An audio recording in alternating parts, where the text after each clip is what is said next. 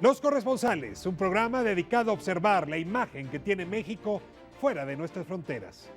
Una conversación con los periodistas extranjeros que todos los días reportan sobre el país en los medios internacionales. El Acuerdo de Asociación Transpacífico, TPP por sus siglas en inglés, es el acuerdo comercial más grande jamás firmado. Los 12 países que lo suscribieron representan aproximadamente el 40% del PIB mundial y al menos un tercio del comercio global. De un lado se afirma que con el TPP, México perderá las ventajas que el Tratado de Libre Comercio nos entregó en los años 90 del siglo pasado. Del otro lado, voces como la del secretario de Economía, el Delfonso Guajardo, aseguran que gracias al TPP, las exportaciones mexicanas crecerán en 150,000 millones de pesos durante los próximos 5 años. El Acuerdo de Asociación Transpacífico, ¿una pérdida de ventajas o una ganancia de mercados? Para responder a esta interrogante, hoy por la noche hemos invitado a Dudley Althouse. Él es corresponsal de The Wall Street Journal. Soy Ricardo Rafael y esto es Los Corresponsales. La compañía alemana Germanwings realizaba el trayecto de Barcelona a Düsseldorf. Y más allá de las largas colas, los consumidores del área metropolitana de Caracas denuncian. Não resistiu aos tiros que levou no peito e na barriga. Es un acuerdo histórico que permitirá establecer la mayor zona de libre comercio en todo el mundo. En especial para México, este audaz acuerdo comercial significará nuevas oportunidades de expansión en los mercados de Asia-Pacífico. The new trade deal, by the way, is a disaster. They don't talk about currency manipulation. That's the tool where all these countries are beating us. We've learned a lot about trade agreements in the past years.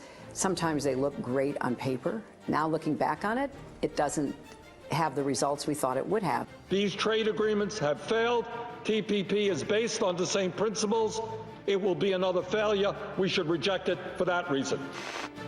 Dudley, me da muchísimo gusto tenerle aquí en Los Corresponsales. El gusto es mío. Para Barack Obama ha sido una bandera muy importante sacar adelante el TPP. 12 naciones, decía hace un momento, que se reúnen en uno de los acuerdos comerciales más interesantes en la historia económica del mundo.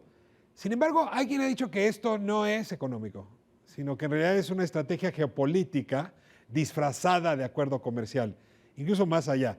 Una estrategia para cerrarle el paso a China, al mercado del Pacífico, más que un tratado de libre comercio más entre tantas naciones. Me gustaría mucho su reacción a esta primera interpretación de las cosas. No, es cierto. La idea es para contener China económicamente y políticamente ahí en el Pacífico, ¿no?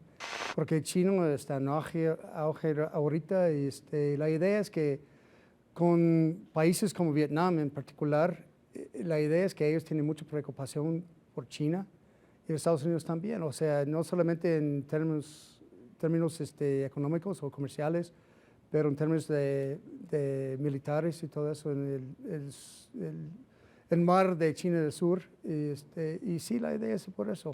Por eso parte de la política de esta administración de Obama es para contener China, para enfocar más en el Pacífico que en Europa.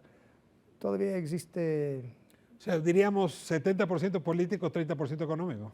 Pues 65, 35, algo así. ¿Por qué Corea del Sur? ¿Por qué Taiwán quedaron fuera? ¿Esa es la misma explicación? Pues hoy en día tenemos acuerdos comerciales con ellos y acuerdos militares y alianzas con ellos. No se necesitaban ellos adentro.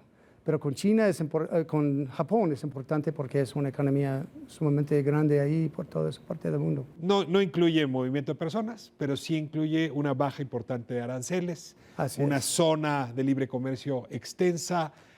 ¿Cómo está en el tema de sustentabilidad? ¿Cómo está en el tema, digamos, de derechos laborales? Ayúdame a entender un poco qué dicen esas páginas que tanto tardaron, por cierto, en negociar. Muy buena pregunta, porque no sabemos todavía los detalles, ¿no? O sea, ellos todavía no han presentado los detalles y parece que... Ellos, los gobiernos. Los gobiernos, o sea, en particular Washington no ha presentado los detalles del tratado, no tiene que hacerlo. O sea, si el diablo está en los detalles, al diablo todavía no lo hemos visto. Sí. Por ley, ellos tienen que presentar los detalles al Congreso de Estados Unidos 3 meses, 90 días antes de un voto y al público de Estados Unidos 60 días antes.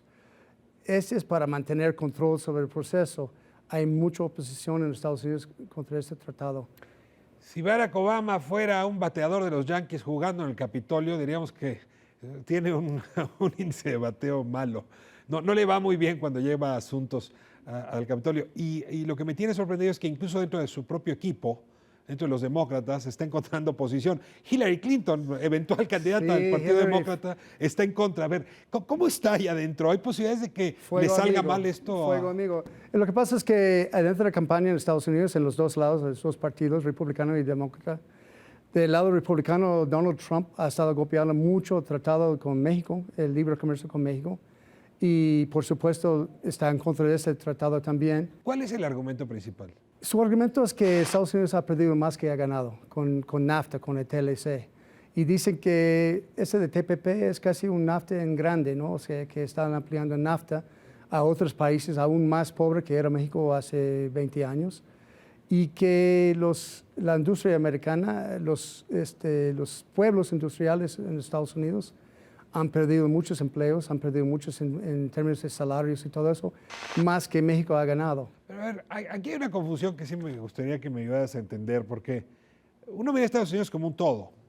No dudo que Trump se fije en algunas regiones, pero hoy sería impensable la tasa de crecimiento de Texas o de California, tasas que rebasan los 2 dígitos, parecen China en sus mejores días, sin el NAFTA. Y en ese sentido queda claro que hay entidades en Estados Unidos que sí han ganado con el NAFTA. ¿Por qué no pensar que este espacio económico más amplio va a beneficiar a otras regiones? No, sí es cierto, pero por ejemplo Texas ha ganado muchísimo con NAFTA. Todo es comercio, si ves las cifras, y no sé cuántos son exactamente ahorita, como 500 mil millones de dólares al año, algo así, o más.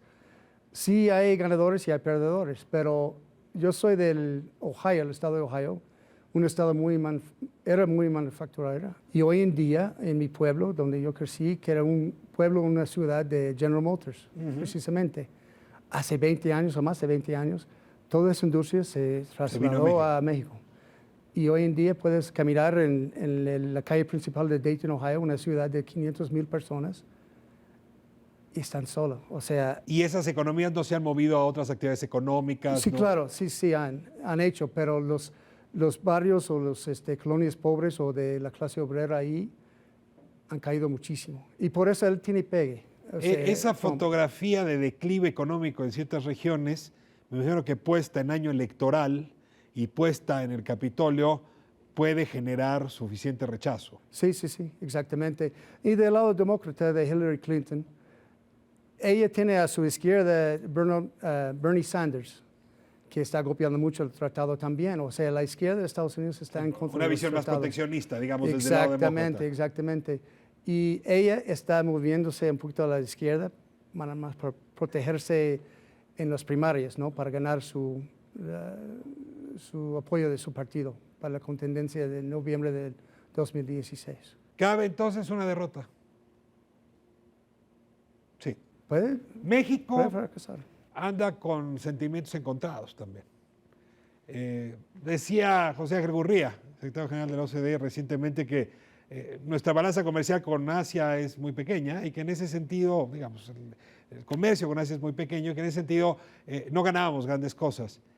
En cambio, sí podemos perder exclusividad, porque el Tratado de Libre Comercio de América del Norte sí nos permitió tener un trato aventajado con Canadá y con Estados Unidos. Exactamente. En el momento en que hay otros 11, otros 10 países que están en la misma circunstancia que nosotros, perdemos, dicen algunos, esa ventaja.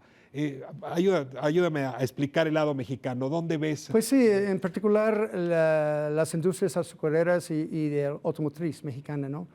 Los de la industria automotriz mexicana estaban en contra de muchas de provisiones en este TPP por contenido nacional, que va a bajar con TPP, que por ejemplo ellos tenían miedo que Japón, por ejemplo, va a contratar con proveedores en Vietnam que pueden, por ejemplo, conseguir sus materias primas por parte de Malasia, Tailandia, otros países, y por eso es mucho más barato, y por eso la industria de autoportes y de la industria automotriz, los ensambladores, son los fuertes de manufactureros mexicanos, ¿no? Pero déjame preguntarte una cosa. Una de nuestras ventajas competitivas son los pocos kilómetros que nos distancian de la frontera. Exactamente. Sí, Vietnam, si mal no recuerdo, en avión son 20 horas.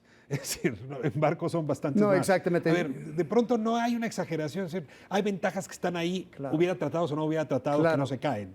Yo no caí en eso, no creí eso, de ese argumento, porque sí, en esa industria de automotriz hay un concepto de just in time. Necesitas sus insumos, sus partes, sus componentes al mismo tiempo que estás ensamblando. Y no tiene sentido de traerlo desde Vietnam, a lo mejor sí son 80% más barato, tal vez, y puedes guardarlos aquí, abastecerlos aquí, pero no tenía sentido. Dudley, otros países latinoamericanos han sido mejores que México para venderle a Asia. Brasil claramente, Perú claramente. Nosotros no le hemos entendido. Y sin embargo, si un día entendiéramos el mercado vietnamí, ya olvídate del chino, el vietnamí, o entrar con mucho mayor fuerza Tailandia, o con mayor fuerza, ahí hay un lugar donde vender zapato mexicano y cinturones mexicanos y electrónicos mexicanos. Son los principales productores de pantallas planas. A ver, ¿tienes una idea de por qué simplemente no exploramos el mercado asiático? ¿Por qué nos acomodamos con la distancia y solamente buscamos el mercado estadounidense? Pues no, yo creo que por la distancia también, o sea, pero es una buena pregunta, porque México ha tenido tratado de libre comercio con Japón por muchos años, con Europa por 15 años, y hoy en día con los Estados Unidos y Canadá su comercio exterior es como 80 y tanto %. O sea, a pesar de tantos, más de 45 tratados de libre comercio con el mundo, México sigue siendo pegado a los Estados Unidos y no pueden expandir. Última pregunta. Australia, Singapur, Malasia, Nueva Zelanda, son economías con las que el mundo latinoamericano tiene mucha distancia. O sea, eran parte del Commonwealth, o sea que en inglés se entienden bien, pero ¿cabe la posibilidad de que se estrechen esos vínculos? ¿Los ves factibles o es una cosa muy a largo plazo? Tengo muchas dudas, ¿no? Que puedan estrechar un poquito más eso, ¿no? Yo tengo mis dudas, va a tardar mucho. O sea, yo creo que todos esos impactos de ese tratado, a pesar de lo que están diciendo los dos gobiernos de México y Estados Unidos, los beneficios, los impactos va a tardar demasiadas expectativas. Muchos. Ahora, cierro con esta. México es un país con 60% de su población en pobreza, pero un día no va a estar en pobreza. Y va a ser un mercado muy grande. Y un mercado sobre todo de muchos jóvenes con poder adquisitivo. ¿Es apetitoso el mercado mexicano también para esos países? ¿Te parece que está en su racionalidad? ¿O simplemente entró México porque vamos de la mano de Estados Unidos en una reflexión más sofisticada? Yo creo que México sí están entrando más para ampliar sus opciones con Asia y todo eso, pero yo dudo que puedan aprovecharlo muy fácilmente. O sea, ¿qué va a vender México a Nueva Zelanda, no? O sea, ¿qué va a comprar de Vietnam? O sea, bagre, Vietnam produce mucho bagre, se puede comprar mucho pescado y todo eso, pero ¿qué más? O sea, vamos a ver. Y todavía, para repetir, no sabemos los detalles de este tratado. No sabemos quién exactamente. Todos los gobiernos están vendiendo el tratado como win-win, como gana-gana. Pero no lo ves tú así. Ningún tratado es así. Dudley, muchísimas gracias. Por nada. Te agradezco esta conversación.